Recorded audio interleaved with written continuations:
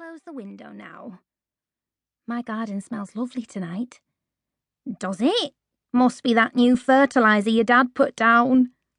Laura could hear the amusement in her mother's voice as she drew the curtains to, crinkling the hooks on their runner. The rider could hear the shouting and laughter of his people as he drew near to them. He could recognise the deep, growling singing of his old father, Sideman, and the lighter voice of his son, Slow. The women were talking quietly round their own small fire. Their work for the day was done now. They wouldn't move till morning. The men heard him coming and shouted noisily to him to join them. He was so hungry that he could have eaten where he was, on Froth's back, but he had a job to do first. "Where's the old woman?" he asked Slow, as the boy came running to him with a horn of warm wine. Slow nodded towards the smaller fires, and as if she'd heard her name through all that shouting and clamour, she stood up, flicking her long white hair back over her shoulders. "Well, Wayfinder," she shouted, and her wavering voice drove all the singing away. "Have you found him for me?" He shook his head. "Well?" she shouted again, her blank face turned like a moon towards him.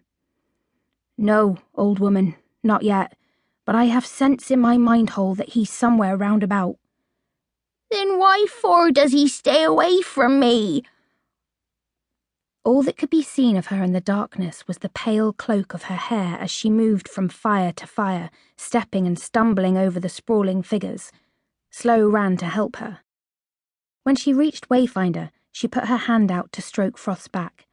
Then she turned round to the wild ones, her head thrust forward, her eyes peering. The old man, Sideman, came over to stand by her. He put up both his hands. "Wild ones, stop sounds!" he shouted.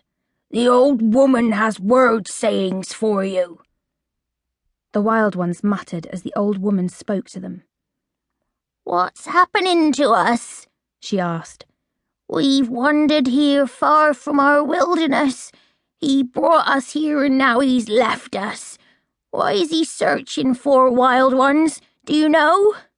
We'll die here in our last forever sleep if we stay.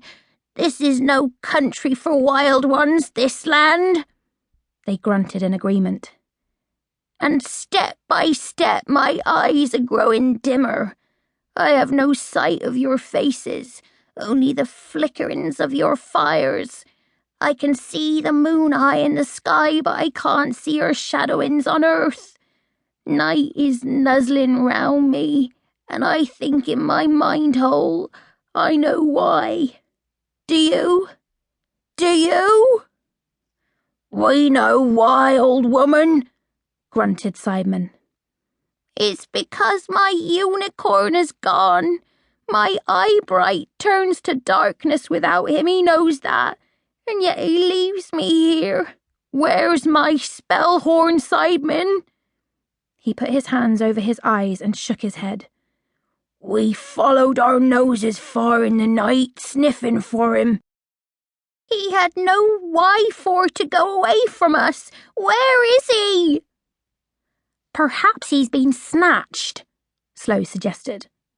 The old woman laughed bitterly. "Snatched, is it? Is that what you think in your mind-hole? Your father's given you no word sense at all. Keep this in your rememberings forever, Slow. Unicorns aren't snatched. No time. Not while there's life breath in them, that's for sure." Cold silence fell on the wild ones then, like the hush of snow. They turned uneasily away from their fires, watching the old woman, their leader. Every one of them had the same thought in their heads, but only Slow was rash enough to say it.